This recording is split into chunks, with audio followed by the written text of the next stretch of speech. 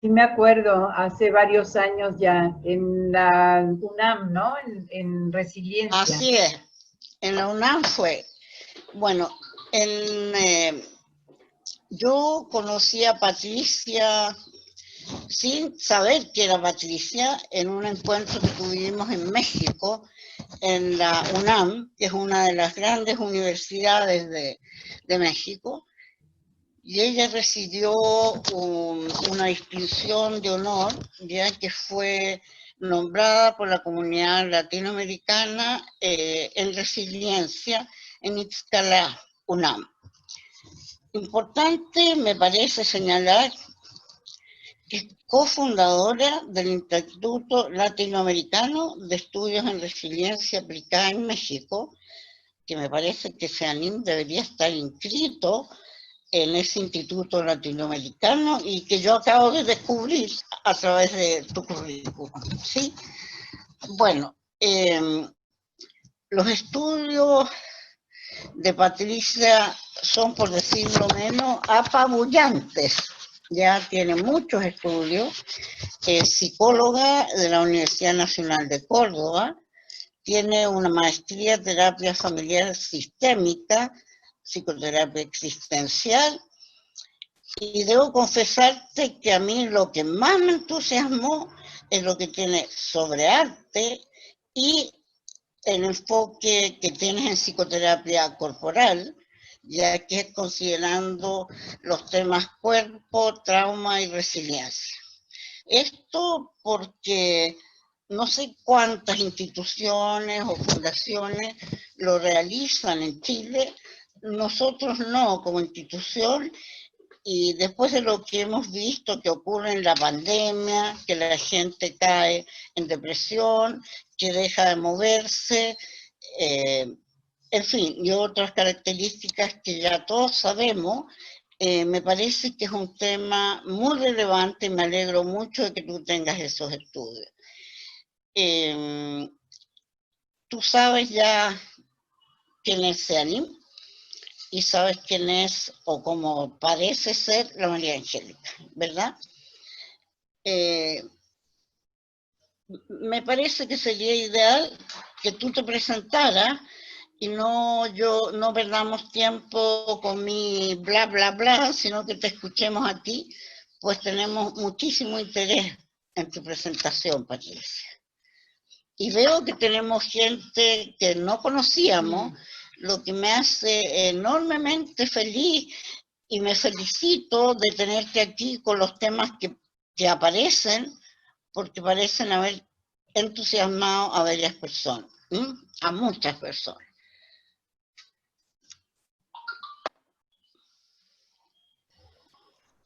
Bueno, muchas gracias por la invitación. Realmente para mí es un honor compartir con ustedes y, bueno, ser invitada por María Angélica. Ya sabemos de su trayectoria y del impacto que ella ha tenido en el desarrollo de la resiliencia a nivel latinoamericano y a nivel internacional. Mi trabajo con el cuerpo y con el arte siempre han ido de la mano de mi formación académica en la psicología clínica, pero bueno, curiosamente por estas cuestiones de la vida siempre he estado relacionada con el arte, sobre todo con bailarines de danza clásica, danza contemporánea, teatro, con artistas plásticos, etcétera, durante toda mi vida.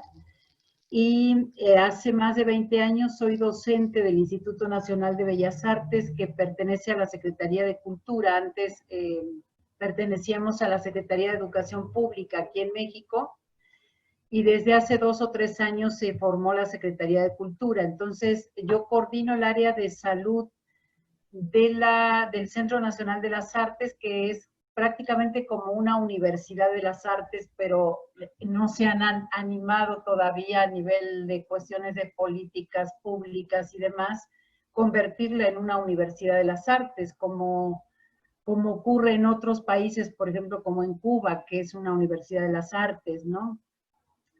Entonces, he trabajado en procesos creativos muy de la mano de los artistas, de los coreógrafos, de los directores de teatro, etcétera. Entonces, mi acercamiento al arte es un acercamiento muy de la mano con las fuentes directas, ¿no?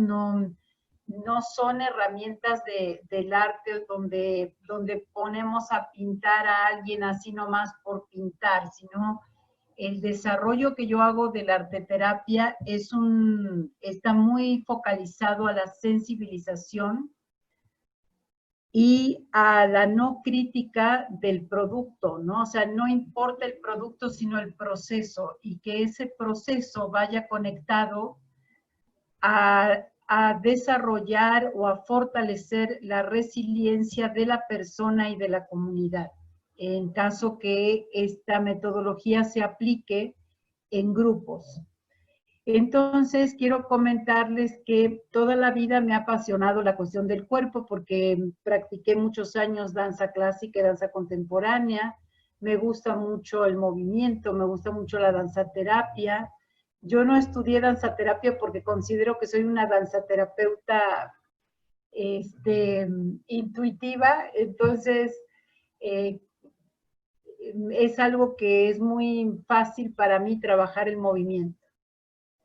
¿Cómo es que yo lo ligo con el trauma? Porque esto es bien curioso. Es un proyecto que yo empecé a desarrollar hace 2 años, más o menos, no tiene mucho, viendo las situaciones de violencia que padecemos aquí en México. Y me interesó mucho los enfoques de la psicotraumatología ligadas a la formación que yo tengo desde hace muchos años en psicoterapia corporal. No tengo un posgrado en psicoterapia corporal porque no existe. O sea, no hay un posgrado, ni maestría ni doctorado en psicoterapia corporal. Por eso yo me formé en otros posgrados. Pero mi entrenamiento en psicocorporal es de toda la vida. Llevo más de 10 años estudiando certificaciones, actualizaciones clínicas, actualización profesional. Entonces, en la psicoterapia corporal, lo último, más o menos, lo más actual que se está utilizando en trabajo con trauma, entendido el trauma como esta irrupción que sucede en la vida de la persona, no en los traumas del desarrollo, no en el trauma de la infancia que hablaba Sigmund Freud, por ejemplo, sino el trauma como un acontecimiento que irrumpe en la vida de la persona y que provoca una alteración en su sistema nervioso vegetativo, que es el regulador de nuestra vida emocional.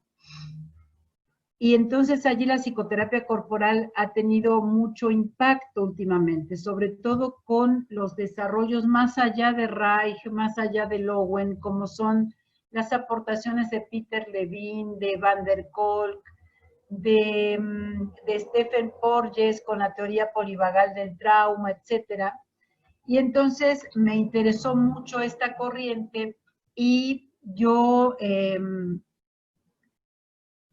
fui armando una metodología, le llamo metodología porque yo no quiero hablar de un modelo porque sería muy pretencioso de mi parte considerar que soy creadora de un modelo, pero sí de una metodología de intervención para trabajar trauma, pero desde la propuesta del arte y de la propuesta de las técnicas psicocorporales dirigidas a la psicotraumatología.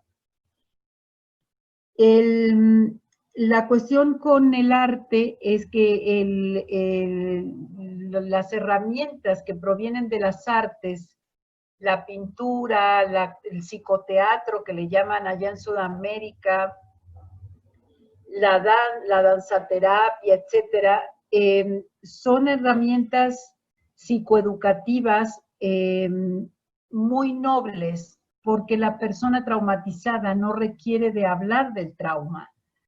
Se puede trabajar a través de esto, la expresión, la sensibilización, ahorita lo van a ver en la presentación, Y también las técnicas psicocorporales, le digo técnicas por no decir intervenciones, porque bueno, son intervenciones en realidad clínicas, los que estamos formados en esa corriente, tampoco requiere de la palabra, aunque no está negado verbalizar, ¿no? Pero sí está más enfocado a la auto y a la corregulación. Esto de la corregulación me gustó mucho en el enfoque de Porges, porque nosotros los que nos formamos en las corrientes reichianas, ¿no? Muy de la autorregulación del sistema nervioso vegetativo, trabajando con el desbloqueo ocular, con el desbloqueo oral, o sea, con los 7 segmentos que planteaba Wilhelm Reich de la coraza caracteriológica, hablábamos mucho de autorregulación. Entonces, si el paciente trabaja con su cuerpo, se autorregula su sistema nervioso, puede dormir mejor, bajar los niveles de ansiedad, incrementar su gozo de vivir, diríamos, ¿no? Pero Porges, cuando plantea la teoría polivagal del trauma, estudiando el nervio vago y su relación con el sistema simpático, parasimpático y toda esta cuestión, considera que es importante, antes de la autorregulación, la corregulación. Y la corregulación está planteada desde que tú te acercas a la persona traumatizada. O sea, desde tu corporeidad, si tú estás centrado, si tú estás respirando de una manera armoniosa, diríamos, el otro que está traumatizado va a entrar en empatía neurovegetativa contigo. Y entonces se corregula, ¿sí me entiendes? Si tú vas a trabajar con una persona que acaba de ser liberada de un secuestro, o las personas que ahora estamos en pandemia y que están con altos niveles de ansiedad, con depresión y demás, y tú, aunque sea en línea, te pones a respirar con el otro, pero tú estás centrado, porque hay terapeutas que quieren trabajar trauma, pero llegan no sé, a grupos de personas perseguidos políticos o personas sobrevivientes de tortura, etcétera, y llegan casi así como con un estado muy maníaco, diríamos, ¿no? O sea, su sistema nervioso está alterado también. Eso no ayuda a la corregulación.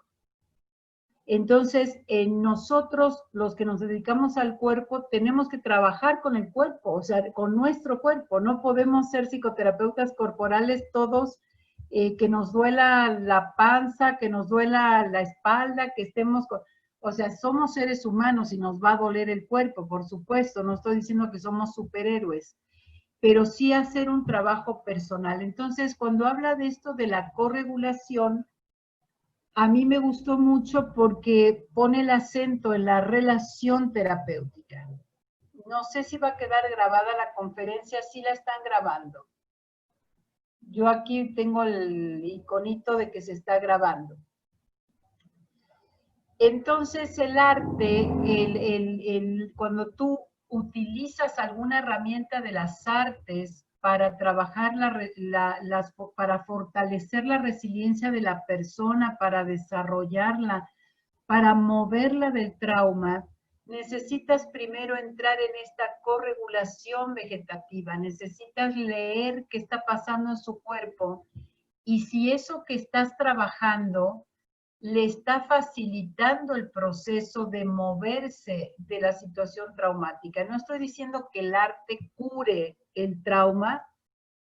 En algunos casos sí puede detonar un proceso de sanación, puede fortalecer un proceso de psicoterapia, pero yo lo que he observado, es a los arteterapeutas usar herramientas de las artes, pintura, teatro, como ejercicios, como algo, ¿sí me entienden? Como algo muy de expresión sin reflexión. Y yo lo que hago en este modelo de cuerpo, trauma, resiliencia y arte es que haya procesos reflexivos.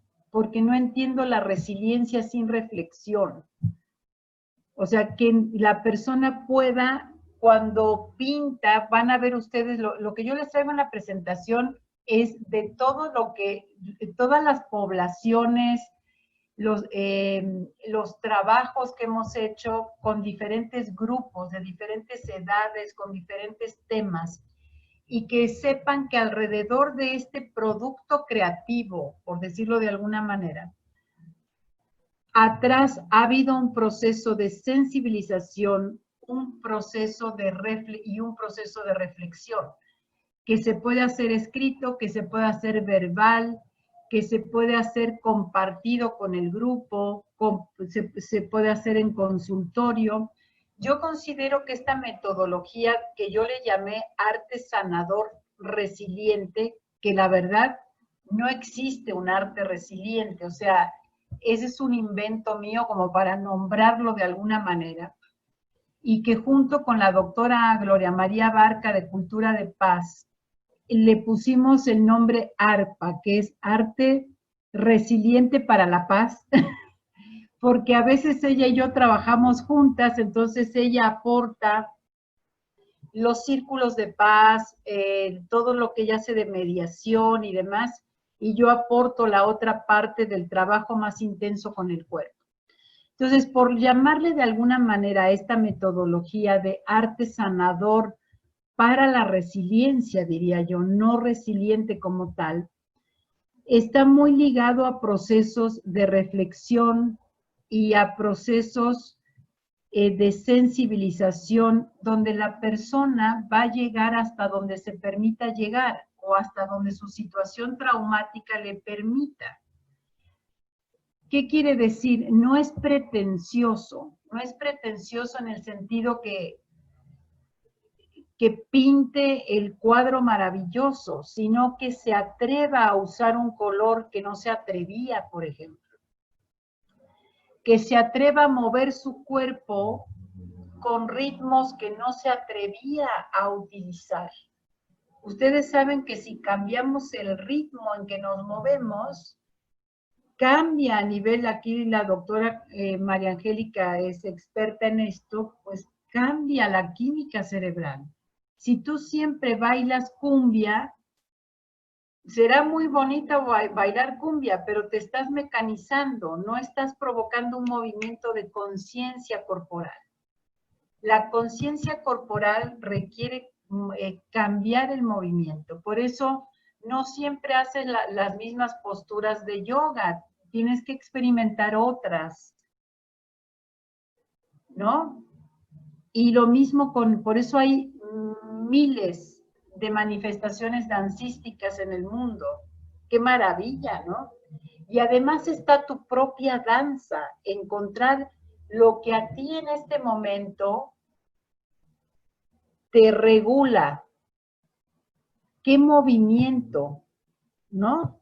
Porque a lo mejor ahora estás en esta pandemia en un ritmo lento. Esta pandemia a lo mejor te ayudó a estar en el ritmo lento, que es algo que a mí me pasó como yo soy un tanto adicta o bastante al trabajo. Esta pandemia implicó para mí renunciar a mis clases de maestría y doctorado en psicoterapia humanista, donde yo imparto la materia procesos corporales en psicoterapia, y toda mi materia, las 25 horas, son de experimentación corporal, de modelaje, y por lo tanto las universidades decidieron que este año de pandemia no se diera mi materia. Eso para mí fue una renuncia bastante fuerte, y con toda esta adrenalina que yo movía en esto, en ir, tomar el avión, irme ¿no? El contacto con nuevos grupos, etcétera, me llevó a trabajar en mi ritmo lento.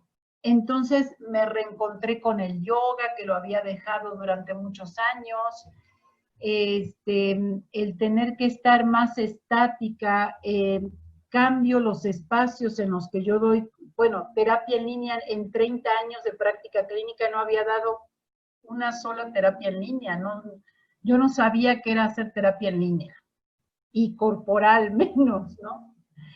Entonces, bueno, si para ti ahora el ritmo es lento, adelante. Si para ti esta pandemia te ha llevado a mover los muebles de tu casa, a hacer más cosas, no es lo que te dice la publicidad, no es lo que te dicen las redes sociales, es lo que te dice tu cuerpo. Tu cuerpo, cuando digo cuerpo, emociones, mente, digo persona, ¿no? Esto que le llama el yo mundo, ¿no? O el yo piel, que le llama este psicoanalista Didier Rancière, ¿no? O sea, no hablo de cuerpo del somático, sino cuerpo persona. Entonces, esta metodología la he aplicado más en grupos que a nivel individual, porque a nivel clínico trabajo más con el cuerpo y con el enfoque existencial. Y bueno, la cuestión de la resiliencia no es un modelo de intervención terapéutica, la resiliencia es una filosofía, es una propuesta que se puede trabajar en diferentes ámbitos, ustedes lo saben. Entonces les quiero mostrar un poco, yo no sé si todos aquí saben qué es resiliencia, pero mi postura en relación a la resiliencia en estos años es una postura pues bastante, ¿cómo decirles? Bastante ligada a la humildad, ¿no? A la empatía, de acompañar los procesos terapéuticos. Considero que la resiliencia no pertenece al club de los superhéroes ni al club de los optimistas. Porque, por ejemplo, no sé, yo no soy una persona optimista, ¿no? O sea, yo eso de que en la mañana, esta gente que se levanta en la mañana y dice, buenos días, querido sol, aquí estoy, qué bueno que empezó el día. Y no, yo no soy así. Yo me levanto en la mañana y digo, ay, está nublado, ay, bueno, está bien, ¿no? Entonces, no soy una persona optimista, pero eso no quiere decir que no sea una persona resiliente o que en muchas circunstancias de la vida ha sido resiliente.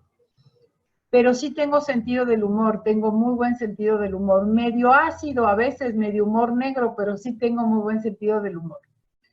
Y entonces, bueno, les voy a compartir la pantalla para ir redondeando los conceptos. Vamos a ver cómo es que se teje esta perspectiva de la resiliencia con la perspectiva del arte para trabajar trauma. Y cuando digo trauma, recuerden que es trabajar con sobrevivientes de tráfico sexual, que he trabajado en una organización no gubernamental muchos años contra la trata de mujeres y niñas para América Latina y el Caribe, con sobrevivientes de tortura, de persecución política, con sobrevivientes de violencia, con adultos sobrevivientes de abuso sexual infantil, etcétera. O sea, hablamos del cuerpo traumatizado, ¿no? De esta manera, el psicotrauma.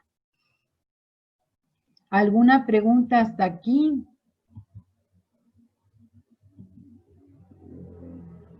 Ahorita me dicen si se ve.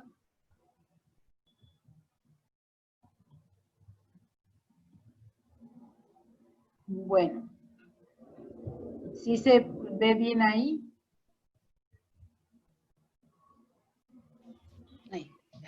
¿Sí? Bien.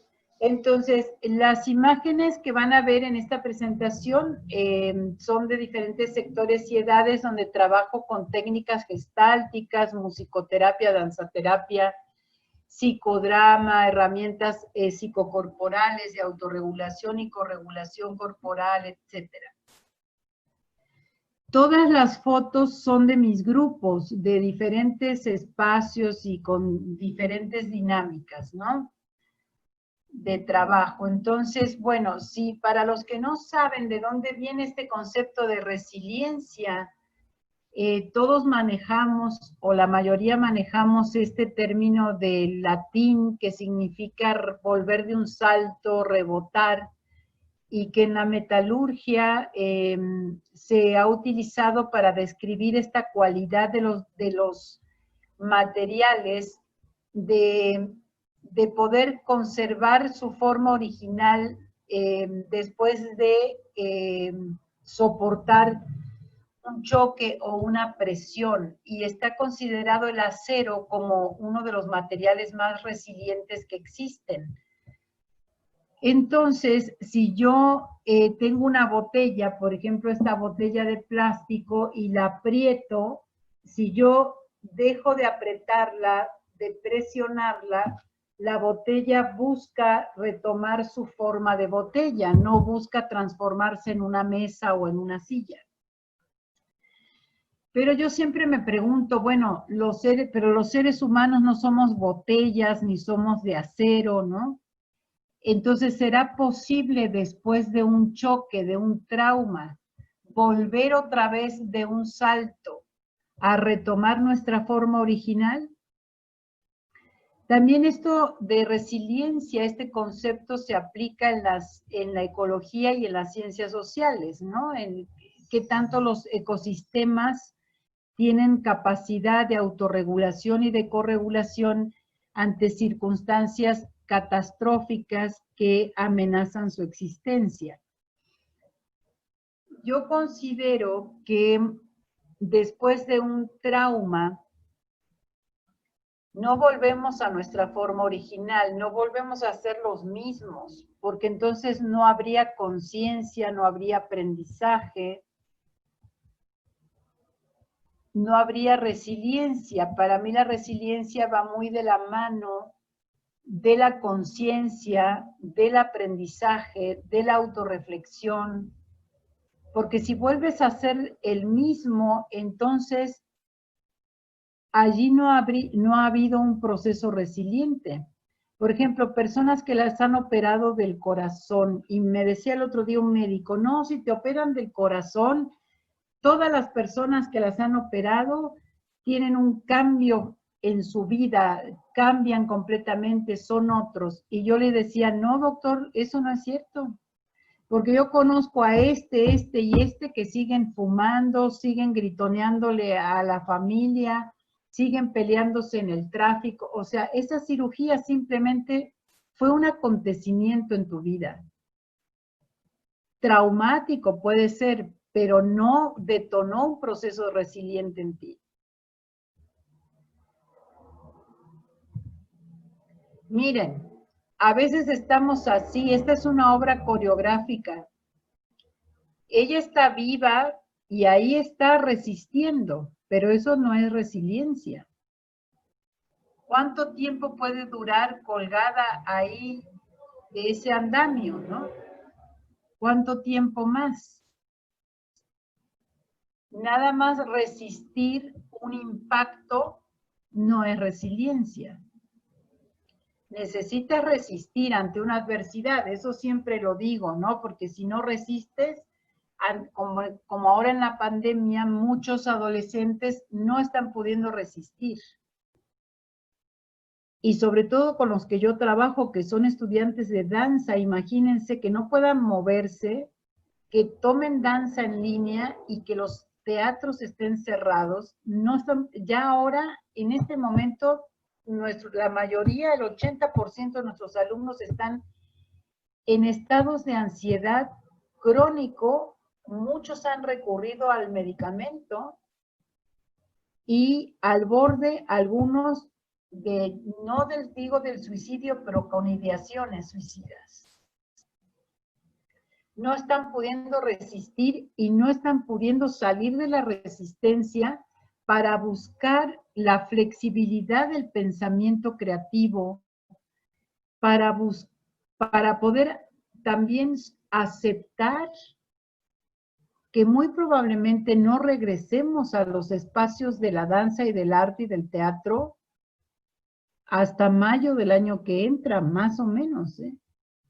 O sea, esta sola idea los hunde más en la depresión y en la ansiedad. Pero bueno, yo les digo, resistan, pero también flexibilícense. O sea, hay que aceptar. Aceptar no quiere decir estar de acuerdo. Yo no estoy de acuerdo con no dar mis clases en la maestría y en el doctorado, porque económicamente eso impacta sustancialmente mis ingresos y también impacta sustancialmente en mi desarrollo profesional y en lo que yo recibo como persona al hacer estos seminarios. Pero bueno, no puedo hacerlo. No quiere decir que esté de acuerdo, lo acepto, resisto, pero también tengo que incluir en el proceso resiliente estas dos etapas. No solo resistir, sino, bueno, reponerme. ¿Qué voy a hacer para reponerme de esta pandemia? Bueno, por ejemplo, tener estos espacios con ustedes que son nutricios. Reponerme es también pues lanzarme a dar consulta en línea. Ya hasta me gustó dar consulta en línea. Claro, hay muchas cosas que sé que no puedo hacer.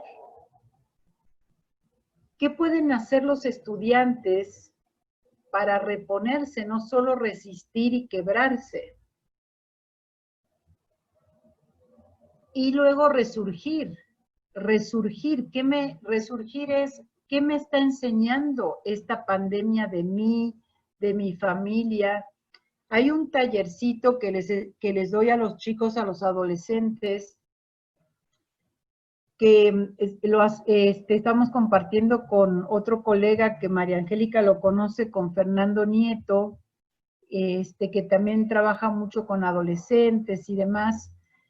Se llama Fortalezas Resilientes y es un poco como, bueno, de todo lo que tú tienes en tu bagaje personal, familiar y demás, ¿qué estás aprendiendo de esta pandemia? ¿Qué puedes hacer? Y lo que no puedas hacer no depende de ti, necesitas soltarlo. Necesitas aceptar, flexibilizarte. Por eso la creatividad y el arte nos conectan con esta parte del cerebro que se llama el pensamiento creativo y que es un pensamiento divergente, o sea, un pensamiento flexible y de mirada múltiple, o sea, no unidireccional, sino multidireccional. Y me gusta mucho esto que dice Lao Tse, este sabio chino, de que el hombre nace blando y flexible, o sea, habla de lo rígido y endurecido se caerá y lo blando y flexible sobrevivirá. Entonces, es mejor soltar. Resistir es importante, ya resistimos 8 meses, 9 meses, pero ahora toda la gente aquí en la Ciudad de México quiere salir, quiere ir a hacer sus compras navideñas y se están contagiando. Y cuando les digo, ¿no podrás hacer tu Navidad de otra manera? No se puede. Ahí me vuelvo rígido. ¿Por qué no se puede? Si la Navidad es algo interno, ¿no? ¿Tú eres católica? Sí. Bueno, entonces pues puedes celebrar desde lo espiritual tu Navidad. ¿Por qué necesitas comprar? No, porque así hay que hacerlo, hay que hacer el pavo. Y entonces, si nosotros salimos ahora a la Ciudad de México, donde yo vivo, los supermercados, los mercados están saturados, la gente está pegada, con cubrebocas, pero así, pegadas, como muéganos. Y eso, ¿qué importa que tengas un cubrebocas? La carga viral ahí está. ¿Sí me entienden? Porque no podemos flexibilizarnos, no podemos fluir con lo que está sucediendo. Los hospitales están saturados. Una paciente de una de mis hijas que es médico, la acompañó a 5 hospitales y en ninguno la quisieron recibir porque su saturación de oxígeno estaba muy baja. La mandaron a su casa y le dijeron, conéctate a un tubo de oxígeno y ahí quédate. O sea, la gente se va a empezar a morir en sus casas. Pero necesitamos salir, ¿sí es cierto? necesitamos comprar. ¿Sí es cierto? ¿Realmente? ¿Sí me entienden? O sea, creo que estas adversidades nos confrontan a nuestro pensamiento creativo, a qué tan flexibles podemos ser, que no quiere decir, siempre les digo esto, no quiere decir que acepte, no quiere decir que me rinda y diga, me resigne. Quiere decir que voy a soltar esto por el momento. Siempre les digo, ¿ustedes creen que esta pandemia no va a pasar? Si ha pasado la peste negra, el holocausto, 2 guerras mundiales, ¿cuántas adversidades hemos pasado como humanidad? Esta pandemia va a pasar, yo no sé cuándo, pero sí va a pasar. Si no usamos la creatividad como una de las fortalezas resilientes, porque hay muchas otras, lo rígido, lo resistente nos sirve en un momento, pero en otro momento nos quiebra. Si nos quedamos ahí, nos llena de estrés, de adrenalina, de violencia, de enojo o el contrario a ese enojo, la depresión y la ansiedad, que es lo que estamos manifestando la mayoría. Bueno, ahí se los dejo de reflexión. La resiliencia, desde mi punto de vista, no se da en todos los ámbitos de la vida. O sea, yo no creo que las personas seamos resilientes 24 horas los 365 días del año. Entonces, si no estás pudiendo con esto, está bien. Pero para eso están las redes de apoyo, están los tutores resilientes, están los otros que te pueden acompañar. La resiliencia por eso no es de superhéroes. Yo solo resuelvo esta adversidad. Creo que es un diálogo entre el yo y el nosotros y el nosotros y el yo. Una relación dialéctica. Y mi concepto de resiliencia o mi postura ante la resiliencia es que es una resiliencia con una perspectiva de la adversidad centrada en el contexto, o sea, depende cómo tú, qué significado le das a la adversidad. Por ejemplo, siempre les digo, si tú vas al aeropuerto y pierdes tu avión, pero tienes dinero para comprar otro boleto, te compras otro boleto y te sientas en el aeropuerto a tomarte un café muy tranquilo, pero eso no es ser resiliente, eso es tener dinero. Le digo, es que tú no eres, soy resiliente porque me pasó esto. No, le digo, tú no eres resiliente, eres millonario, o sea, obtienes dinero. Pero si eres un refugiado político que sale de Siria y ese es el único avión que te va a llevar a Europa para que salgas de la guerra, eso sí es una adversidad. Depende del contexto. Muchos dicen, ay, yo me pasé la pandemia súper bien. Pues sí, claro, porque tienes casa con alberca, dinero en el banco y te lo tomaste como un sabático, ¿no? Pero el señor que tiene que salir a vender aquí en la esquina, pues no pudo salir y bueno, y tuvo que vender otras cosas y otros tuvieron que cerrar sus negocios. Entonces depende del contexto.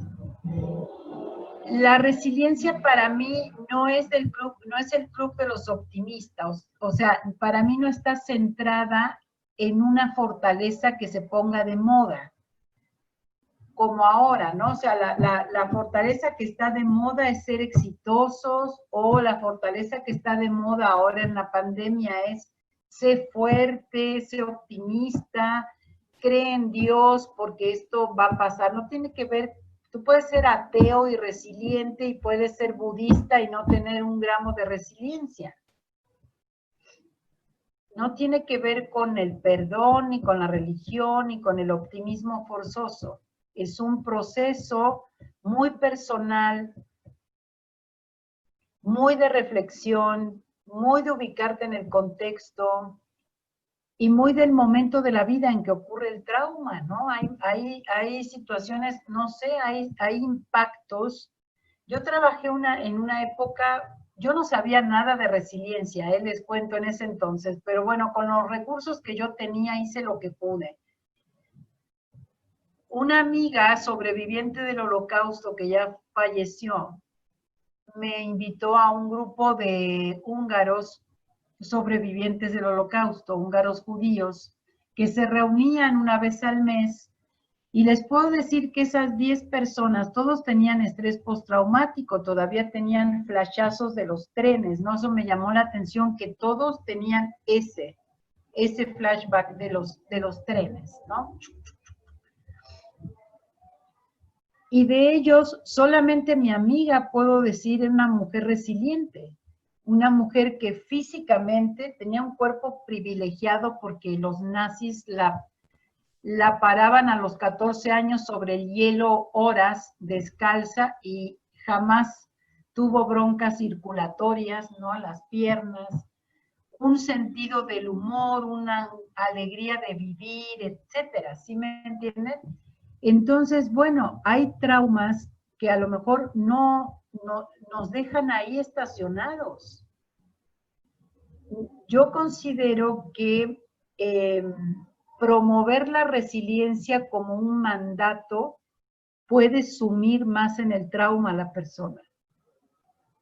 Porque entonces me voy a sentir tan mal porque yo no estoy pudiendo con esto. Y somos humanos, hay cosas con las que no estamos pudiendo, con otras sí. Y no está ni bien ni mal, así es. Por eso, para mí la resiliencia es mirar a la persona en su proceso resiliente con la empatía suficiente, en dónde está y cómo está afectada por esta adversidad y o trauma. Una resiliencia que no sea pretenciosa, ni mercantilista, ni centrada en la moda.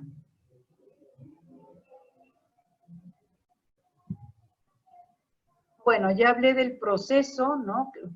¿Por qué hablo de proceso? Porque requiere de varios factores que se conjuguen en ese momento, que esto muchos ya lo saben, los factores internos protectores y los factores externos. O sea, yo puedo tener muchísima motivación, voluntad, creatividad, etcétera, pero si me encierran en un calabozo y ningún ser humano baja a darme un vaso de agua, me voy a morir. O sea, yo puedo tener muchas fortalezas resilientes porque esto lo promueven mucho en algunas escuelas.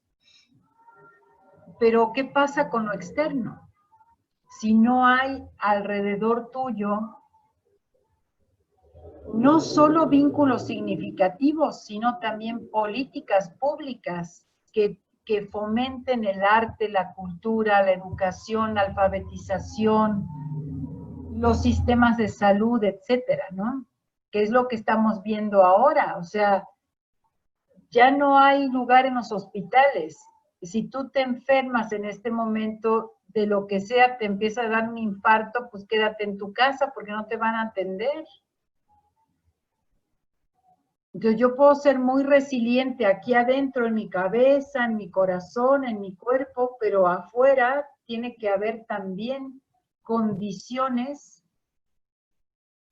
que fortalezcan o que propicien estos procesos, comunidades resilientes. Y el arte y la cultura creo que son fundamentales en cualquier sociedad, así como la educación y la salud. Pero este gobierno es uno de los que menos presupuesto le ha dado a la cultura. Bueno, este y otros, ¿no? ¿Qué quiere decir? Que los artistas son muy mal pagados, los docentes que trabajamos en el área de la cultura y el arte muy mal pagados, no tenemos las condiciones, ¿no? Los servicios, etc. Una de las definiciones que a mí no es la mejor, sino la que a mí más me gusta, en el sentido de que Edith Grothberg habla de la adversidad como de la resiliencia, perdón, como esta capacidad de hacer frente a la adversidad, no solo superarla, sino ser transformado por ella. Yo creo que este sentido de transformación que tienen las adversidades es una parte que hemos perdido en nuestra mirada de la resiliencia. O sea, por eso siempre cuando trabajo con este tema de la pandemia me gusta preguntar, bueno, ¿a qué reflexión te está llevando esta pandemia? ¿Qué estás aprendiendo de ti, de tu cuerpo, de tu entorno, etcétera? No nada más la queja, no nada más resistir y tal vez superarlo, ¿no? Sino ser transformado, permitir que esta pandemia mueva mi perspectiva de la vida, mi sentido existencial, etcétera. Bueno, ya conocen a Cyrulnik. Estos son un poco los antecedentes de la resiliencia. Bowley, René Spitz. Bueno, hay muchísimos autores. Los estudios de esta investigadora norteamericana con los niños, no quiero detenerme aquí, sino quiero ir a esta parte de Cyrulnik en que habla de las almas heridas y de su capacidad para repararse. A mí me encanta porque Cyrulnik, bueno, me encanta todo su proceso de vida, ¿no? O sea, siendo un sobreviviente del Holocausto, cómo él habla de esta escisión del sujeto herida por el trauma. O sea, cuando esto lo vemos cuando trabajamos con personas traumatizadas, hay que enfocarse en la parte de la esperanza, o sea, esta parte que el sujeto tiene de que las cosas muy probablemente van a salir adelante, van a mejorar. Si no hay esta esperanza, morimos o enloquecemos, nos quebramos.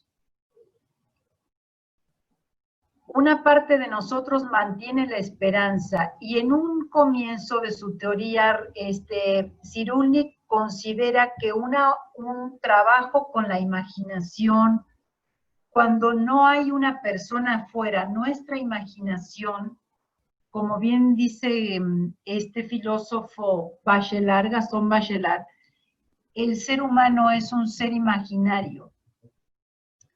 La imaginación nos puede poner en lugares a salvo.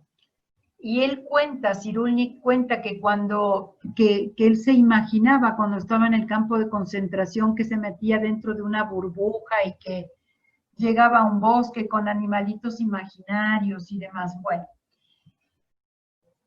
para él el tutor de resiliencia, cuando no hay una persona significativa afuera, puede un trabajo con la imaginación, un trabajo con el propio cuerpo, con la respiración, protegernos y conservar este núcleo de esperanza que nos puede impulsar hacia adelante.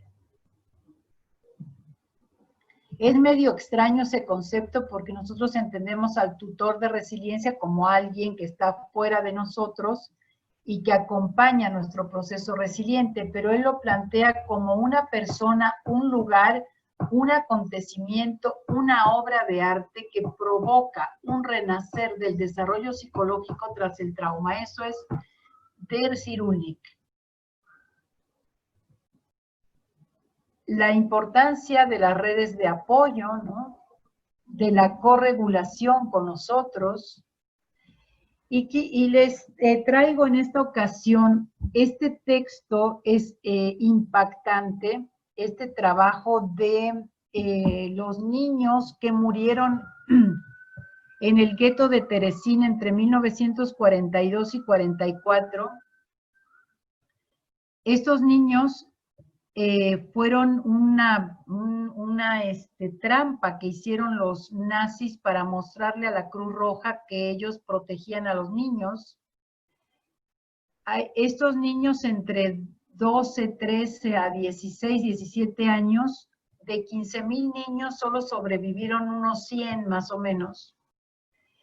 Y estos niños aprendían a tocar violín, a pintar, a dibujar, y compusieron una serie de poesías maravillosas. O sea, si ustedes no saben que lo escribió un niño que no sobrevivió o que sí sobrevivió al Holocausto, no lo pueden creer. Hicieron estos dibujos. ¿Y por qué se llama Aquí no vuelan las mariposas? Porque uno de ellos observó que en el gueto de Terezín no había mariposas. Esas alambradas eran imposibles de salir de ahí, ¿no? Y a mí me encanta este poema que les voy a compartir porque habla de la resiliencia a pesar de la conciencia que muchos de estos niños tenían de que no iban a sobrevivir. Sin embargo, ahí estaba la resiliencia. Y dice, en una tarde de sol bajo un cielo muy azul, rodeado por la sombra florida de los castaños, estoy sentado en la tierra de la construcción con mucho polvo. Así como ayer, hoy, un día entre los días.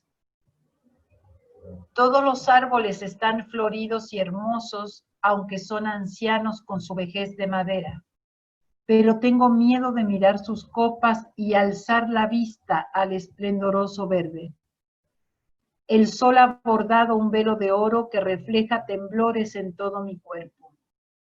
El cielo me lanza sus gritos de azul y piensa ciertamente que sonrío. Y todo florece y todo se ríe. Yo quiero volar. ¿Pero cómo? ¿A dónde? Hoy me comprometo. Si las flores se abren en las alambradas, ¿por qué yo no? Por eso aguantaré. Es terrible, ¿no? Es bellísimas las imágenes poéticas. Se los traje porque eso es lo maravilloso del arte, ¿no? Cómo en circunstancias, imagínense, estos niños escriben este poema, es un poema colectivo, con una calidad poética, con unas imágenes poéticas de excelente trabajo. Cómo el arte puede ser un tutor en ese momento, ¿no? De resiliencia, conserva la esperanza. Por eso aguantaré. Algunos de ellos sobrevivieron, otros no. No sé de los que escribieron este poema, quién murió, quién no. Pero esto es lo que nos puede facilitar el arte, un espacio de esperanza, un espacio de resistencia, un espacio de expresión, ¿no? De conciencia, de consuelo. Bueno. Si les gusta la poesía, a mí como me encanta la poesía, yo les comparto esto. También están los dibujos, miren, está fuertísimo, ¿no? Quien dibujó este corazón y ese muro ahí, ¿no? Que también puede ser lo que ellos veían, ¿no? El verde del lugar, porque era un lugar bonito, Terezín, pero terrible, ¿no? Porque finalmente era un campo de concentración. Fue.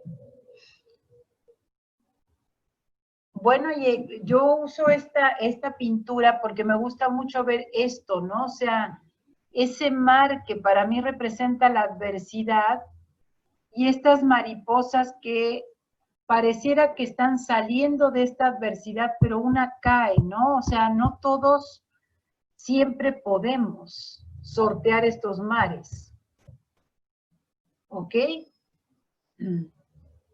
O a lo mejor a ustedes les significa otras cosas. Bien, vamos para ir terminando la presentación. ¿En qué consiste la metodología del arte sanador resiliente?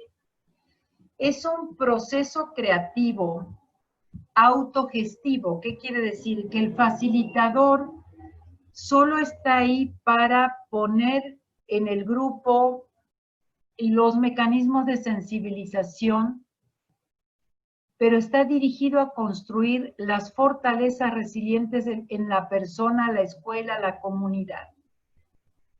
Todo este proceso autogestivo, ¿qué quiere decir? Que no hay un crítico, no hay una calificación. Tú llegas hasta donde tú quieres llegar. Se trabaja mucho con la espontaneidad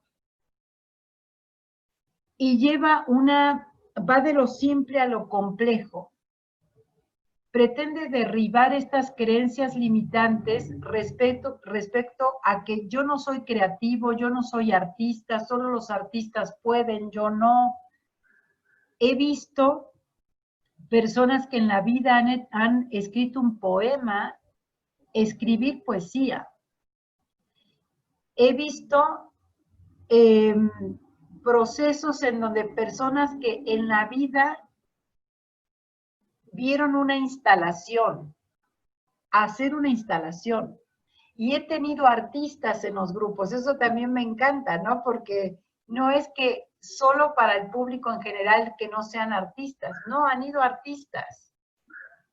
Y una vez me tocó una artista plástica muy conocida de México que tomara el diplomado que se llama Encuentro con el Arte Sanador, y a mí me puso muy nerviosa en el módulo de artes plásticas, porque dije, bueno, ¿yo qué voy a hacer con esta genio aquí de las artes plásticas, no? Y me dijo, tú das el módulo, yo vengo aquí como alumna, como proceso personal.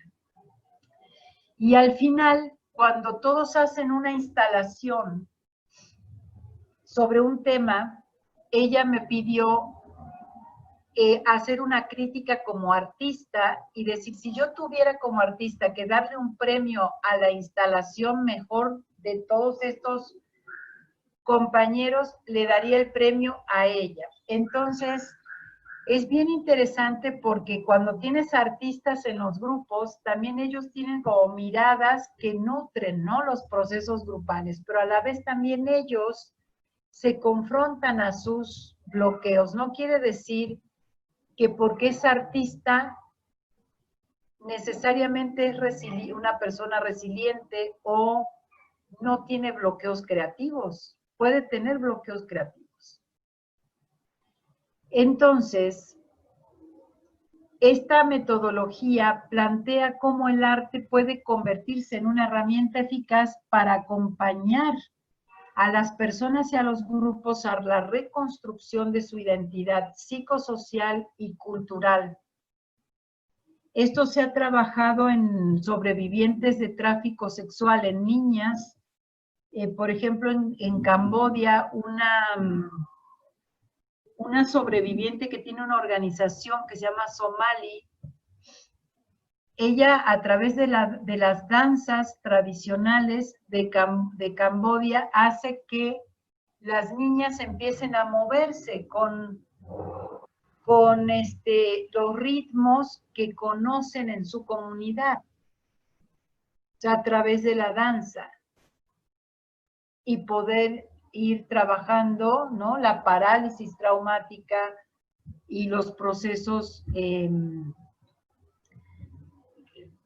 pues traumáticos que manifiestan. No solo a través de la danza, también a través del diálogo, de la teatralización, etc. Bien.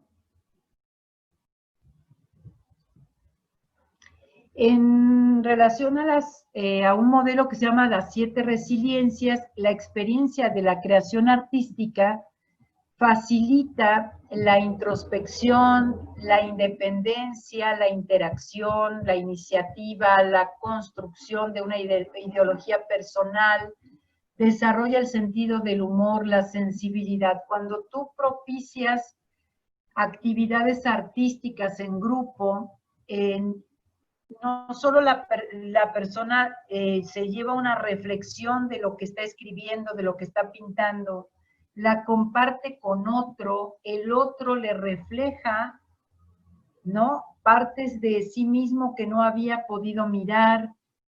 La gente se relaja, se ríe, se sensibiliza, se conecta con su cuerpo, con el cuerpo del otro. O sea, suceden muchos movimientos en el cuerpo, en el cerebro, en la interrelación que yo le llamo de autorregulación y de corregulación.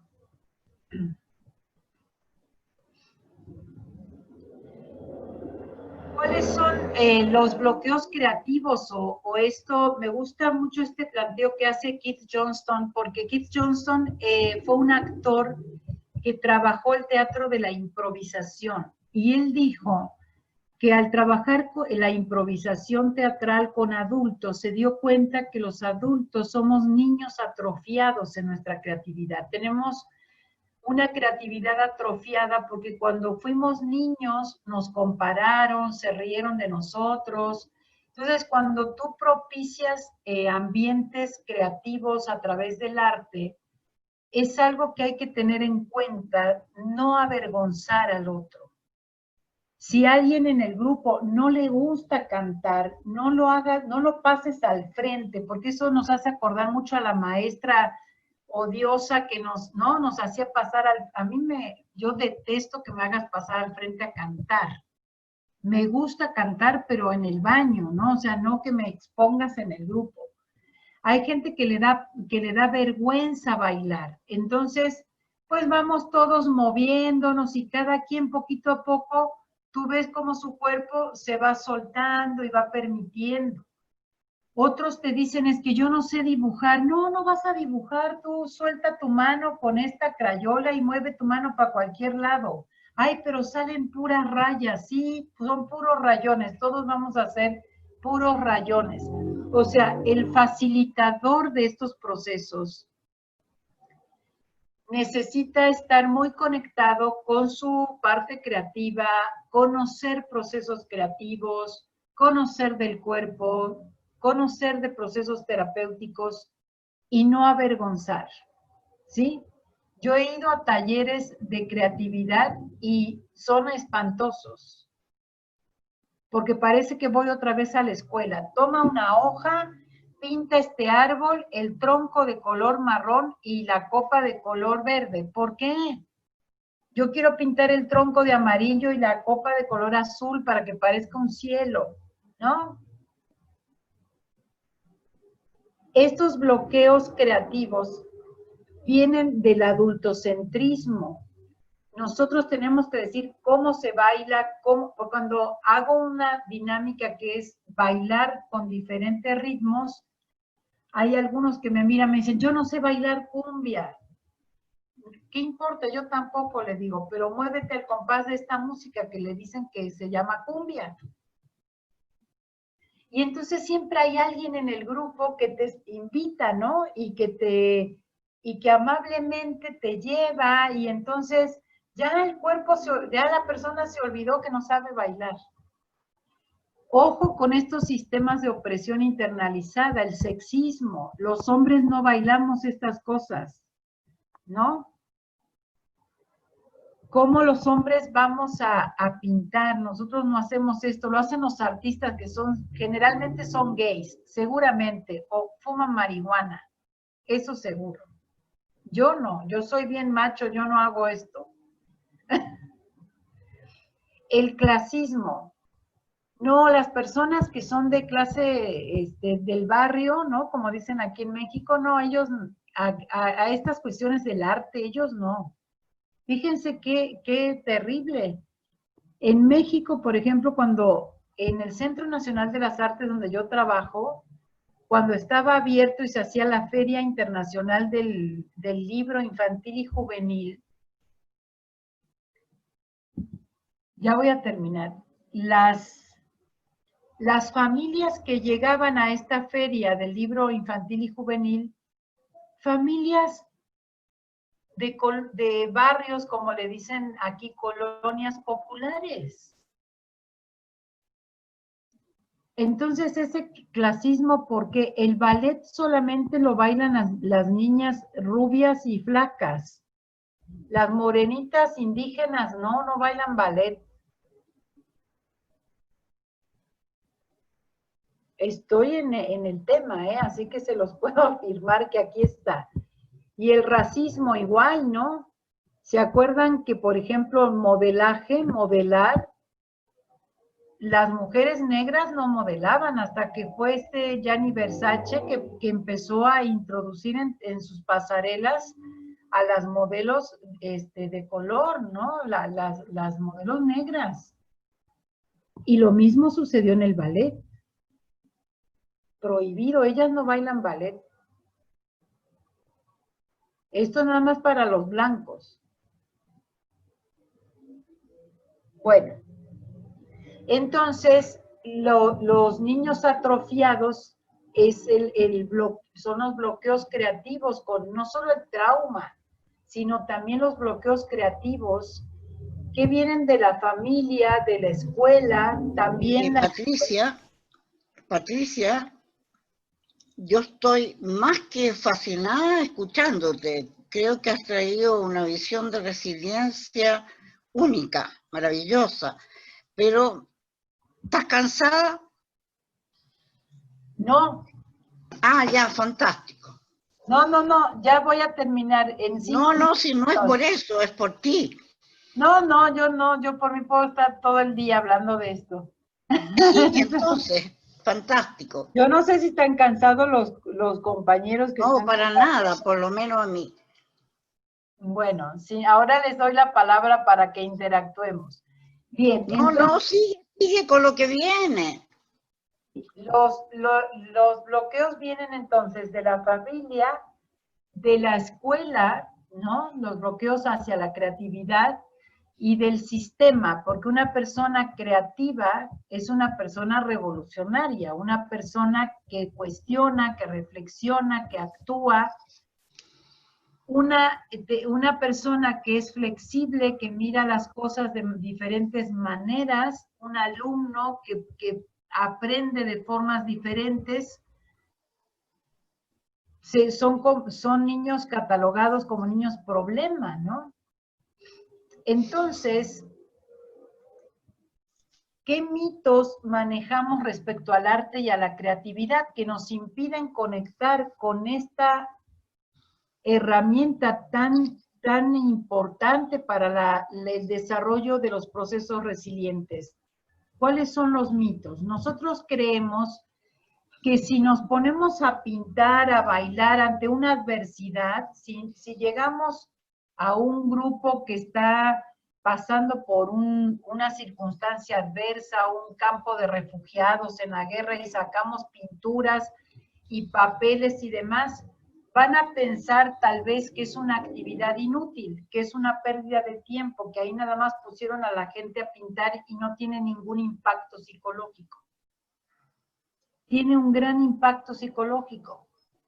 La persona, yo tengo un ejercicio que se llama la pintura resiliente, donde tú eliges un color que simboliza el trauma y empiezas a pintar con eso. Nada figurativo, y ahorita van a ver, ¿no? ¿Dónde está la bronca? Y luego agarras colores que significan la salida del trauma y van a ver qué hace la gente con la pintura. Todo está en la misma pintura. Y lo que dice la gente de su pintura es impactante. No es una pérdida de tiempo.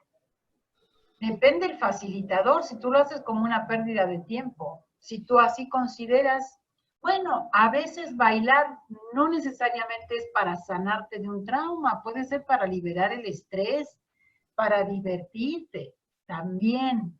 Pero en este enfoque lo vemos como una metodología para desarrollar la resiliencia personal y comunitaria, para moverte del trauma. Bueno, otros consideran, yo no voy a hacer nada con el arte porque el artista es un neurótico, un enfermo mental, está loco, se comporta raro, probablemente es gay, marihuano, etcétera, y yo no quiero que mis hijos ni yo quiero exponerme a ese tipo de actividad.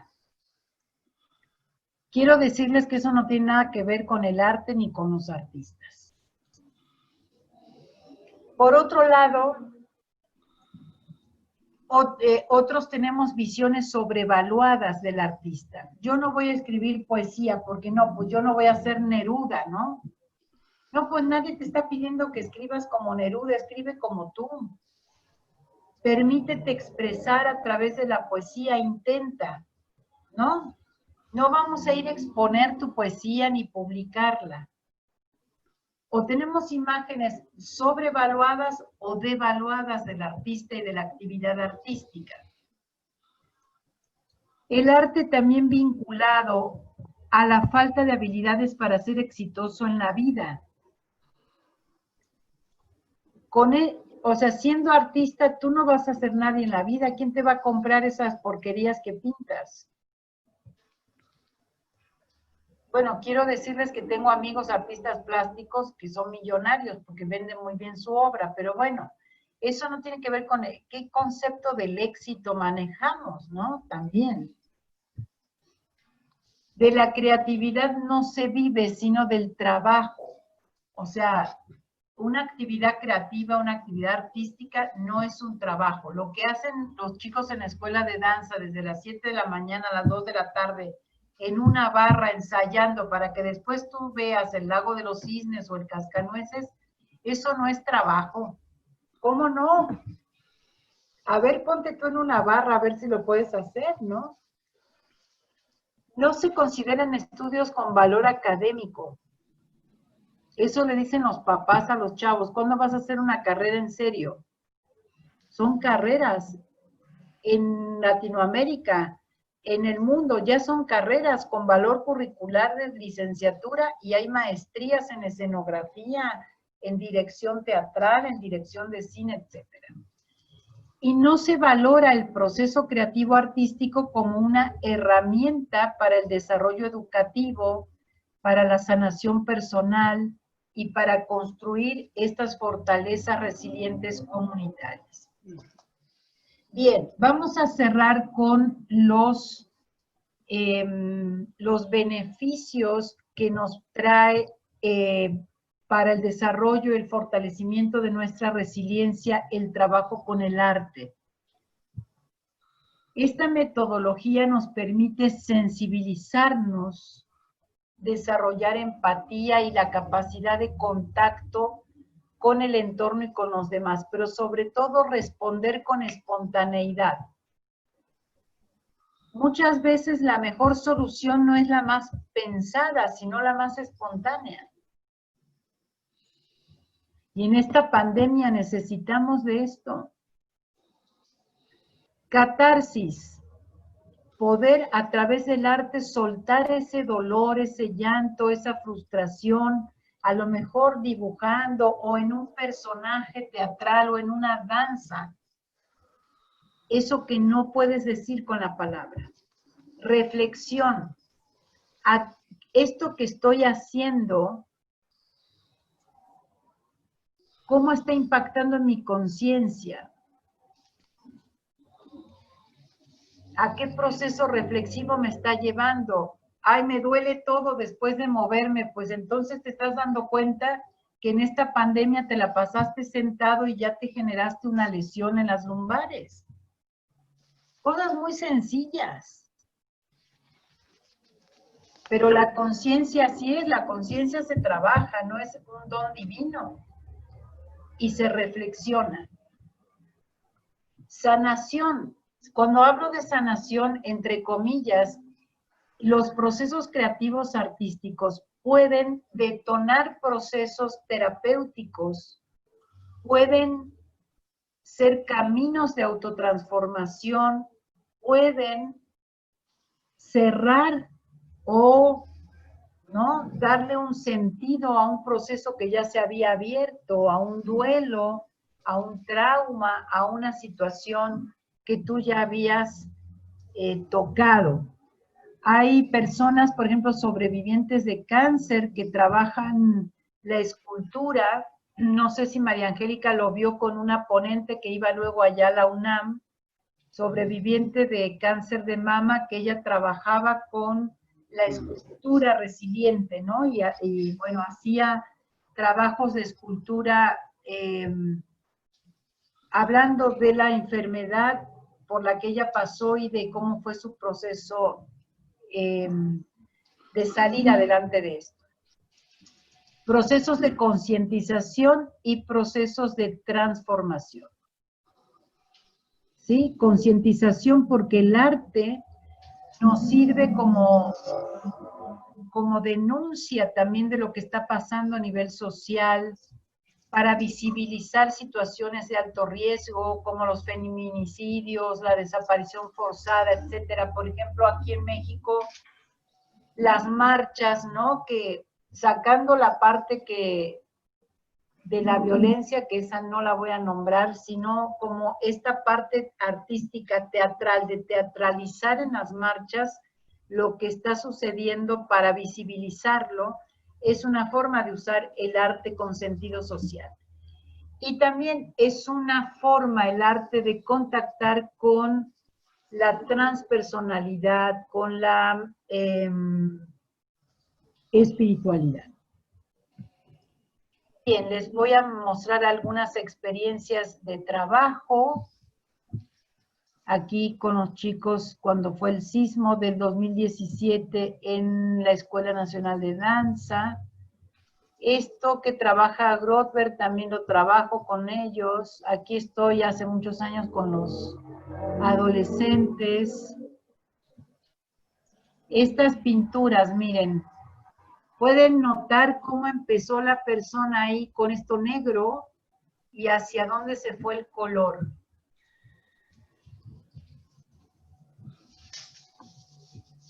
A través del teatro, una coreografía sobre las muertas de Juárez. ¿Se acuerdan que hubo aquí en México todo un trabajo político y de visibilización de este tema?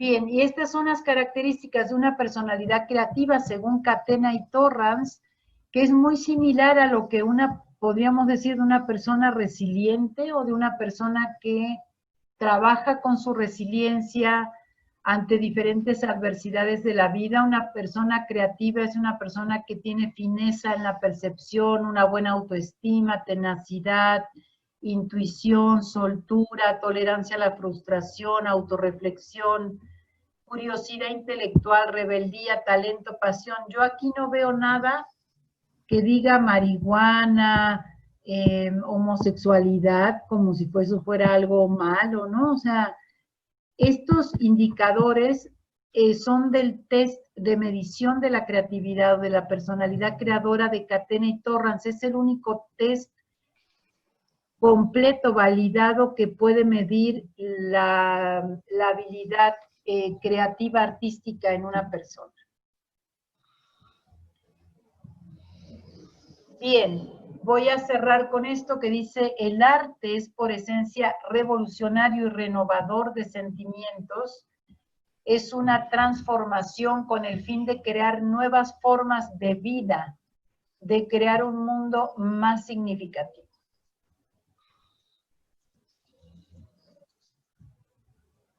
Y me gusta mucho esta frase de André Breton, donde dice: no será el miedo a la locura lo que nos obligue a bajar las banderas de la imaginación.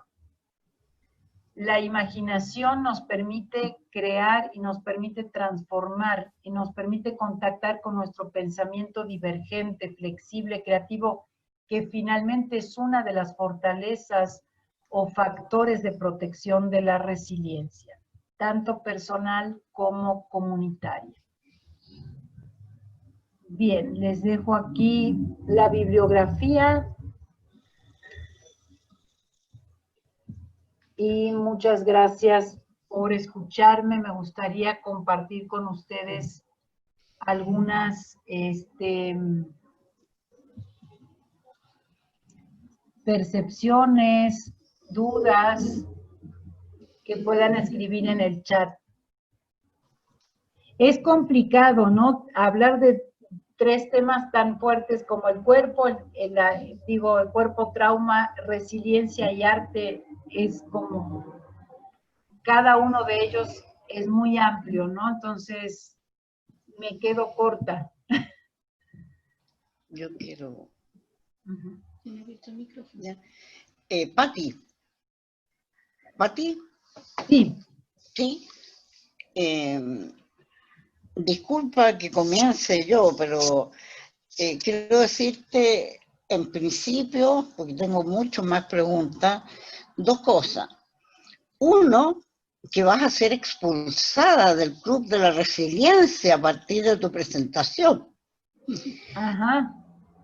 Me parece...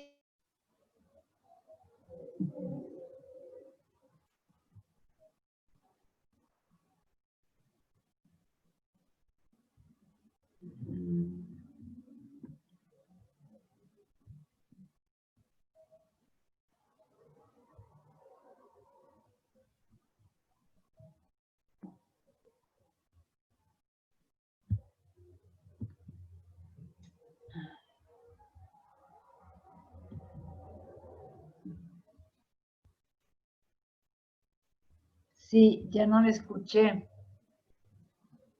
Si alguien más quiere comentar o interactuar.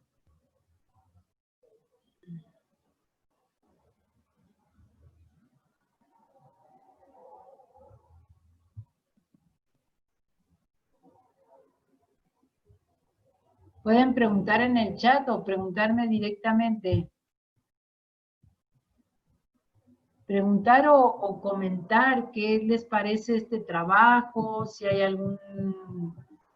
Que llegar a tener comportamiento resiliente, porque yo no hablo de la resiliencia tampoco. No hablo de que tú estás siendo resiliente, sino que estás exhibiendo, mostrando con conciencia un comportamiento resiliente que no es eterno ni en todo momento ni en todo contexto, ¿sí?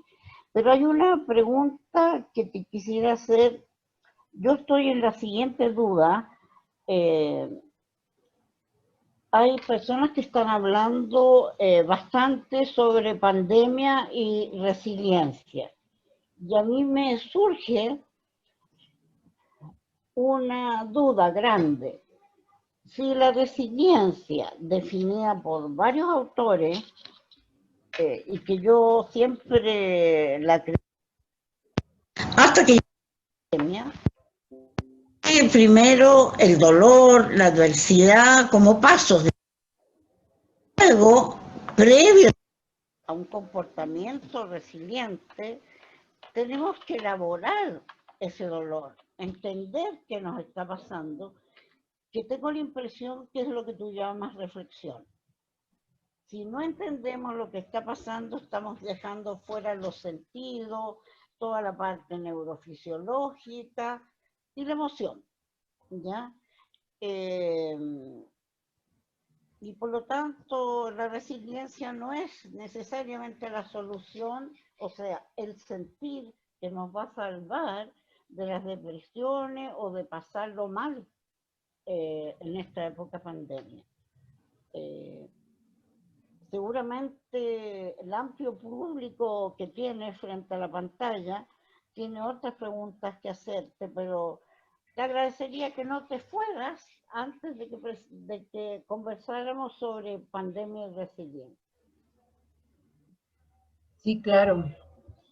Sí, la cuestión de la pandemia es que se ha puesto de moda, ahora hay mucha oferta, ¿no? De cursos, talleres, pláticas sobre pandemia y resiliencia, como si tuvieran que ir de la mano y como que entonces, porque estás pasando una pandemia que es una adversidad, a fuerza tienes que, ¿no? Que mostrarte resiliente ante esto.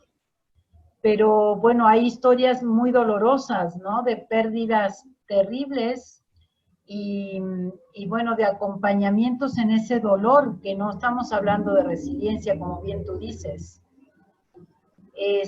Algunos comportamientos de nosotros también pueden ser resilientes y otros no tanto, o no serlo. Por ejemplo, si te comentara que en la Escuela Nacional de Danza, como decía, nuestros alumnos que tienen talleres, que les hemos dado pláticas y demás, ellos te dicen, sí, pero nuestra vida se vino abajo, nuestra carrera, nuestro trabajo con el cuerpo, extrañamos el olor, el espacio de un salón de danza, yo tengo que hacer mi clase en un cuartito donde pasa el gato, mi mamá, mi papá, ¿sí?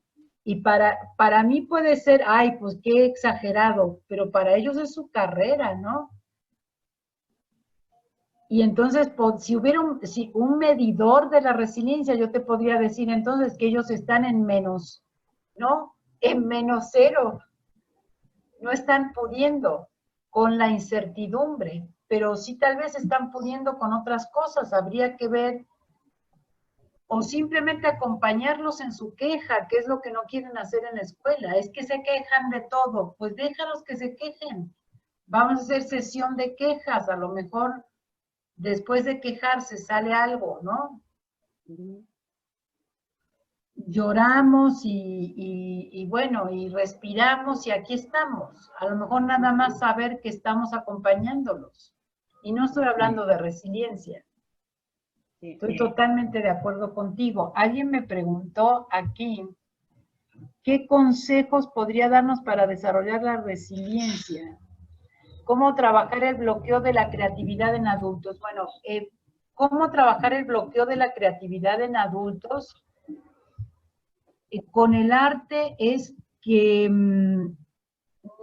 la pregunta si es con grupos de adultos, siempre trabajar de lo menos a lo más, o sea, trabajar la sensibilización con cosas muy sencillas, ¿me entiendes? No decirle a la gente, aquí toma una hoja y dibuja, porque eso ya te bloquea, sino antes de llegar a la pintura, antes de llegar a la escritura, empezar por caminar, por respirar, por conectar con el otro, por empezar a moverte por el cuerpo. Después del cuerpo pasar a la pintura, después al final teatro y escritura, porque, bueno, porque eso tiene un estudio metodológico que yo hice según las etapas del desarrollo, muchas cosas más, pero empezar a trabajar con esto, con los adultos. No exponerlos a la vergüenza, pero sí empujarlos a que se expresen, porque si vas a un taller de arte, pues no te vas a quedar sentado, ¿no? Yo tuve en este seminario que di en San Luis Potosí, que por ahí sale la foto, una de las participantes, una mujer ya grande, me dijo, yo tengo fibromialgia, yo no me puedo mover, pero vengo porque me dijeron que tú ibas a hablar algo de la fibromialgia. Sí, voy a hablar algo, pero bueno, quédate aquí en la silla y tú mueve lo que puedas, pero yo sí te sugeriría que te movieras. Si tú tienes ganas de moverte, bueno, no paro de bailar. ¿Sí me entiendes? O sea, le digo sí, pero no, pero sí. Porque si le digo, bueno, está bien, quédate sentada aquí con tu fibromialgia, ¿sí me entiendes? Para trabajar la creatividad y procesos artísticos, no lo expongas a la vergüenza, pero tampoco pero muévelo. Un poquito a que le intente, a que experimente, porque eso se trata el arte y la creatividad, de probar, pruébalo, no pasa nada, ¿ok? Bueno, y un consejo para, ¿qué me dijeron? Consejos para desarrollar la resiliencia. Híjole, eso sí no me gusta a mí dar consejos, pero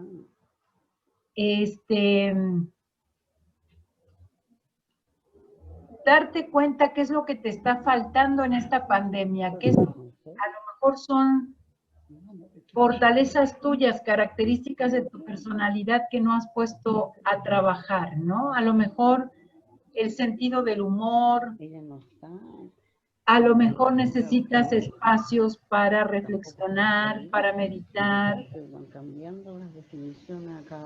¿En qué necesitas resistir? Que no necesitas resistir, a lo mejor, sí, a veces se necesita resistir. Es difícil esto que me preguntan que les dé consejos para desarrollar la resiliencia. Entonces, si tú hablas de resiliencia y cultura, mami, Los factores protectores son totalmente diferentes. Entonces, ¿qué tienes en tu entorno? ¿Qué sí hay? ¿Me entiendes? No sé quién me preguntó esto, si le Ella, estoy contestando. claro, por eso yo digo que le echaría. Ah, claro. Doña Mónica, ¿podría apagar su micrófono? Sí, que no se asuste. No me está escuchando, parece. Sí, ahí está. Y ella no me pregunta. Me preguntan de Colombia. ¿Me puedes, no sé si te estoy contestando? Desarrollar tu resiliencia depende ante qué adversidad, depende tu contexto, depende lo que a ti te esté haciendo falta. Pero el arte, o sea, la actividad artística, creativa, el mirar las cosas de manera diferente, el reflexionar, lecturas, o sea, hay mucho material que tú puedes contactar para poder desarrollar qué de tu resiliencia. Yo te preguntaría, porque consejos, te puedo dar 20,000 consejos, pero ¿qué de tu resiliencia necesitas trabajar? ¿Qué aspectos de tu resiliencia ante esta adversidad en particular y dependiendo de tu contexto cultural? ¿Ok? ¿Alguien más? Si tienen alguna otra pregunta, si no terminamos, les agradezco muchísimo su participación. Mi contacto está por allí por la presentación. Me pueden encontrar en Facebook en Imago Psicología Arte y Cultura, que es mi página, o si no, como Patti Kras Imago, sí, que también es mi sitio de internet. Analizar mis carencias me parece increíble. Sí, claro. A ese punto quería ir. ¿Alguien más que quiera compartir o alguna apreciación? Hablar de arte es muy complejo, o sea, es todo un tema. No se crean que nomás es que voy a hablar de arte y que todo se vea bonito. O sea, hablar de arte, de creatividad, de resiliencia, son temas muy extensos. Entonces, para mí es una conferencia siempre así como... Wow.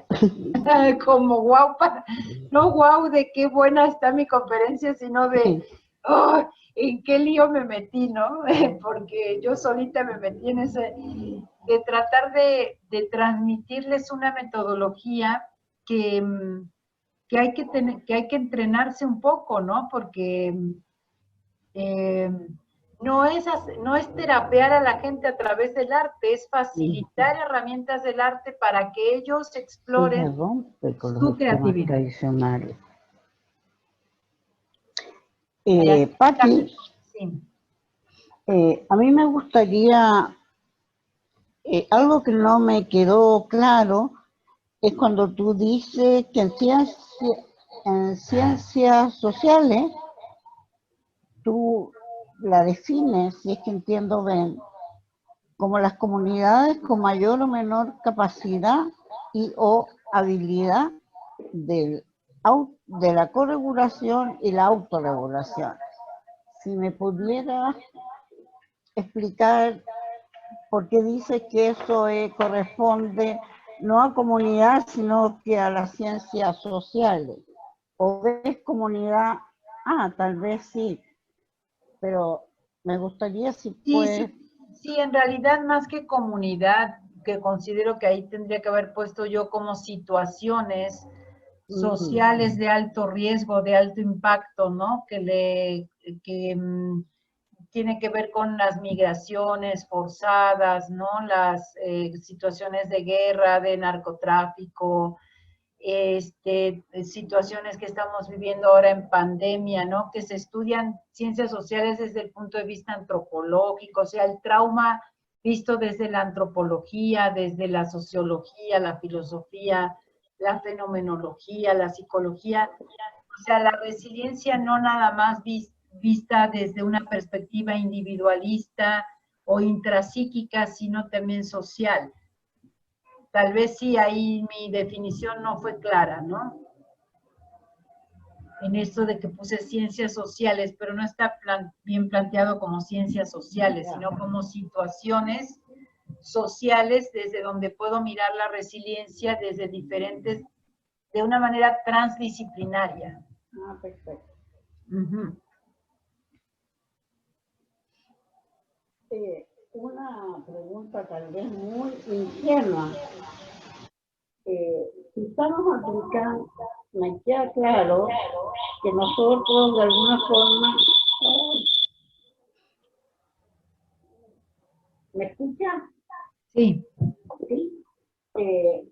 Hablamos de que hemos sacado, hemos logrado, estamos usando el concepto de resiliencia desde y a partir de la metalurgia, ¿ya? Y yo ahí me pregunto, ¿y dónde está la emoción ahí? O sea, es solamente la forma en la que hemos extraído, pero no el contenido. Sí, yo tomo este concepto, pero para hacer como una cuestión crítica, ¿no? Porque todos manejan este concepto de, bueno, la resiliencia es como los cuerpos físicos, ¿no? Que yo los someto a una presión y entonces vuelvo a tomar mi forma original. Porque la adversidad me golpea, pero no me quiebra, la adversidad me golpea, pero yo vuelvo a ser la persona. Pero yo pienso que no. Que hay adversidades que no me hacen una mejor persona, sino una peor.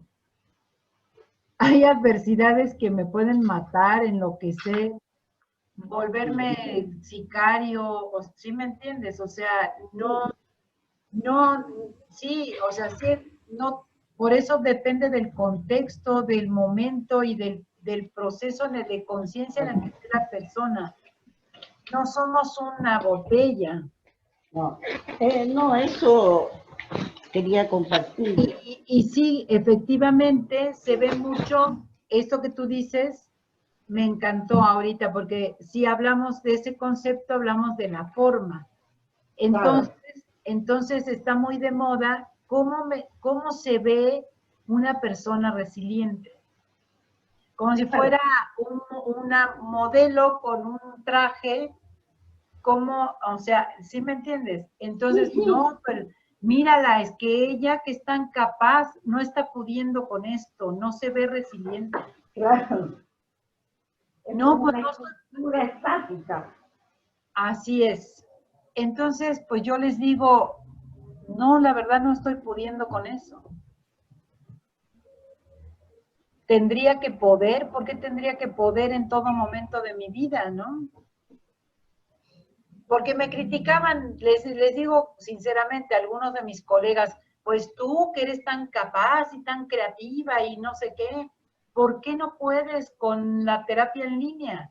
¿Por qué? Pues porque no puedo, no me gusta, no sé qué voy a hacer, me siento una charlatana, espérame, déjame ver, ¿no?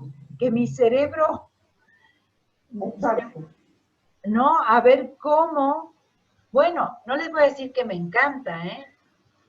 Pero bueno, no me adapto, lo hago y he tratado de tomar algún seminario, ¿no? Porque hay otros colegas que toda la vida han dado terapia en línea y también presencial, pero en mi caso no. Entonces cuando otros colegas te dicen, ¿cómo tú no? Yo digo, no, pues no. ¿Qué quieres que te diga? O sea, es como esto que tú dices, nos tenemos que ver resilientes, porque hacia ahí va la moda, ¿no? Sí. El optimista, el exitoso, el que perdona, el que se ríe siempre, el que puede con todo. Eso no, eso me parece que es de nada más de las telenovelas o de las series de los superhéroes. Sí. Bueno, compartimos que las dos no nos levantamos bailando. Así que te entiendo perfectamente. Bueno, a mí me encantaría que los demás participaran. No sé, Lore, si hay alguna pregunta más en el chat. Que yo no lo alcanzo de... ¿No? Yo veo María Soledad, ya no nos conocemos, pero que has participado con tu sonrisa y tu carita toda la sesión. No tienes nada que preguntar, nada que observar, nada que criticar. Hola, yo, yo soy asistente social de profesión y acabo de terminar estudios de arte terapia.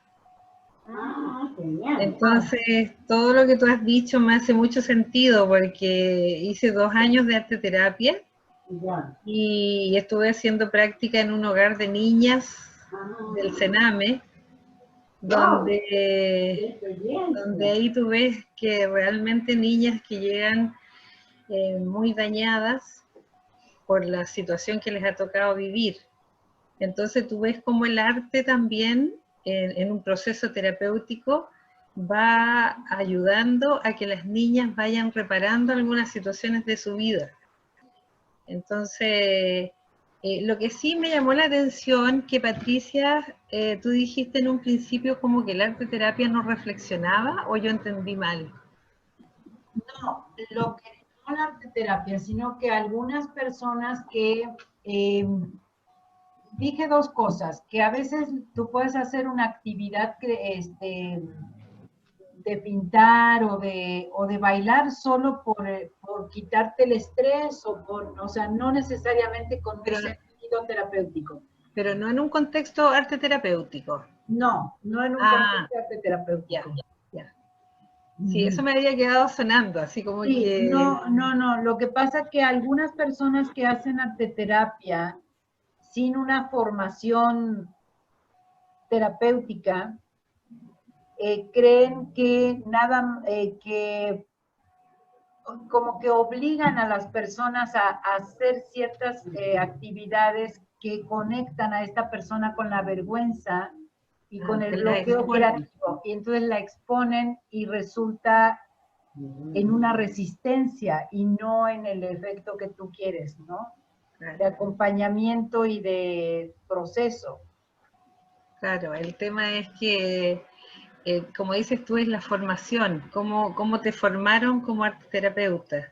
En el caso nuestro, uno empieza por la etapa primero de sensibilización en el sentido de conocer a las personas con las que tú vas a trabajar, y en la medida que las vas conociendo, con cualquier tipo de actividad, en el caso mío que eran niñas, tú podías ver con actividades muy sencillas que las niñas ya iban expresando sus formas de ser o sus problemas, aunque fueran chiquititas, de edad muy chiquititas. Entonces, y de ahí tú te vas proponiendo algunos objetivos terapéuticos. Y muchas veces tú llevabas tus objetivos terapéuticos y en el mismo setting, en la misma contexto terapéutico, que yo también creo que en línea es muy difícil lograrlo, porque nosotros funcionábamos en una sala solas con las chicas. Entonces creo que es difícil lograr esa atmósfera de intimidad en la cual tú puedes lograr un proceso creativo terapéutico. Sí, es difícil. Un esfuerzo maravilloso, sí. Y como trabajadora social hayas participado, porque ustedes sí tienen en las manos herramientas o comprensión de lo que puede ser un proceso que conduzca o no a la resiliencia. Sí. Así que la verdad es que me alegra muchísimo. No sé si Pati está de acuerdo con esto. Sí, el asunto es que yo no, esta metodología no la trabajo con niños. Y la arteterapia con niños tiene un resultado maravilloso. Sí. No sé, el reto de trabajar en línea es, coincido contigo, hay muchas herramientas que no se pueden en línea y sobre todo con niños. Yo no puedo opinar del trabajo con niños en arteterapia porque no está en mi experiencia. Yo trabajo de 15, 16 años en adelante este proceso autogestivo. Sí. Yo tuve experiencias muy lindas con las niñas, unas experiencias súper interesantes. Y tal como decías tú, que cuando las niñas o los niños están traumados, no necesitan hablar de sus problemas, necesitan expresar a través de otros canales. Y tú le pones materiales y los niños eligen los materiales con los que trabajan, tampoco los conduces mucho, sino que tú le pones ahí un display lleno de materiales para que los niños elijan. Y tú te vas dando cuenta cómo van eligiendo tipos de materiales con los que se van sintiendo cómodos y van expresando cosas que jamás habrían dicho en una entrevista verbal. Así es. Ahora, lo que sí también le damos nosotros mucha importancia es al tema después de la interpretación que hace el niño de sus obras. Porque uno no es el que interpreta, sino que son las mismas personas las que lo hacen. Uno puede ver el mismo dibujo en dos personas y tienen una interpretación totalmente distinta una de otra. Sí, que ahí es donde te lleva el proceso reflexivo, ¿no? De acuerdo a cada una. Sí, eso es muy interesante. Sí. Sí, gracias.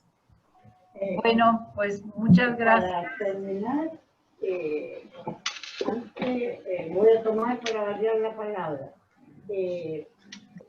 No debemos olvidarnos que quienes hemos leído a Simonini, parte parece que lo ha leído más que yo, y no sé si tú, María Soledad, ya porque él sostiene que el arte es la única posibilidad, por ejemplo, con las personas de tercera edad.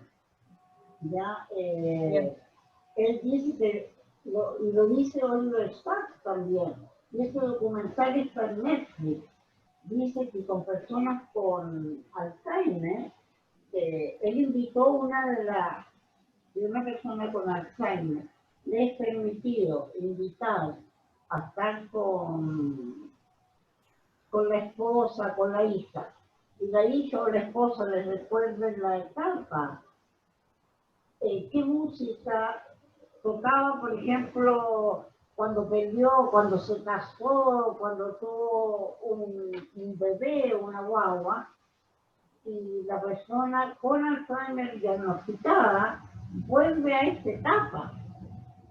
Ya es capaz de conversar con quien la está visitando. Yo eso encuentro que el arte, como decimos los chilenos, el arte la lleva en ese sentido. Así es. Sí. Sí, es un camino muy noble, ¿no? Y muy directo hacia las situaciones de trauma. El asunto es que yo considero que hay que ir tras estos bloqueos que tenemos de acercarnos a la actividad artística, porque muchos pensamos que si yo no soy artista no puedo acceder.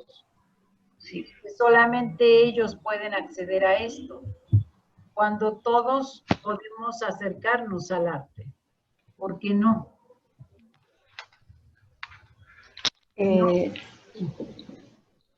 Patricia, mira, pienso que debemos ir cerrando porque ya tuvimos un buen público, pero ya casi la gran mayoría se ha desconectado, así que lo dejamos para otra oportunidad y sí las dejamos invitadas a las que están presentes, que pienso que es la primera vez que participan en los webinars de SEANIM.